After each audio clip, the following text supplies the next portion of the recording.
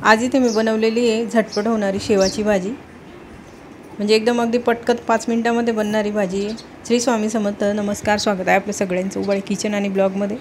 तर मी इथे शेव भाजी बनवायची आहे, त्यासाठी शेव घेतलेले आहे। तर याऐवजी आपण तिखट शेवही वापरू शकतो। आम्ही इथे फिक्के शेव घेतलेले आहे। आणि साहित्य लागणार आहे आपल्याला इथे कांदा, लसूण, टोमॅटो, हिरवी मिरची, कढीपत्ता आणि कोथिंबीर।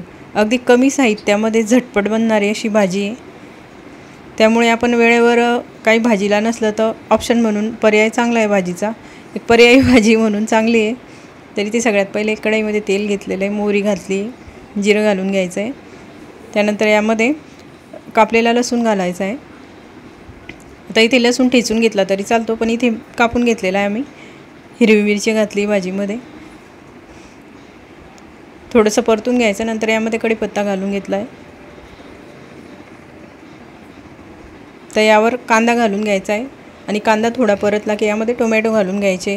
कांदा आपण घालू शकतो किंवा नाही घातला तरी चालतो कांदा। भाजीमध्ये आपल्याला लसूण आणि मिरचीची केली तरी छान लागते भाजी। थोडा हिंग घालून घ्यायचा आहे भाजीमध्ये। तरी ते उषाने बनवली शेवभाजी झटपट होणारी अशी अगदी 5 मिनिटांमध्ये। आणि पर्यायी भाजी म्हणून आपण हे करू शकतो नसलं भाजीला वगैरे तेव्हा। आता टोमॅटो घालून घ्यायचे इथे, आणि टोमॅटो आपल्याला शक्य होईल तेवढे आपण बारीक कापून घ्यायचे। इथे आमचे थोडे जाडच राहिलेले होते त्यामुळे व्हायला वेळ लागला। टोमॅटो याच्यापेक्षा बारीक असले की एकदम 2 मिनिटांमध्ये वाफ आली की टोमॅटो होऊन जातात। आता इथे आम्ही एक वाफ काढून घेतली। आता इथे टोमॅटो शिजलेले आहे, थोडे हळद घालून घ्यायचे यावर। आता ही भाजी हिरव्या मिरचीच्या ऐवजी लाल तिखट घालूनही करू शकतो, पण हिरव्या मिरचीची अशी छान लागते भाजी। तर बनवून बघा आणि असेच आमचे व्हिडिओ बघा, चॅनलला सबस्क्राईब करा। आता इथे गरजेपुरतं आपण पाणी घालून घ्यायचं आहे, जेवढे आपल्याला भाजी बनवायची तेवढं यामध्ये पाणी घालून घ्यायचं आहे। चवीपुरतं मीठ घालून घ्यायचं आहे।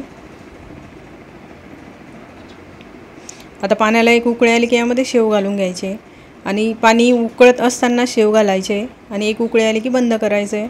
कारण आपण जर थंड याच्यामध्ये घातलं किंवा जास्तच आधी घालून ठेवले शेव तर जास्त शिजून जातात। त्यामुळे ते उकळी आली की एक उकळी द्यायची, शेव घालायचे, आणि परत शेव घातल्यावर एक उकळी आली की आपल्याला गॅस बंद करायचा आहे कोथिंबीर घालून।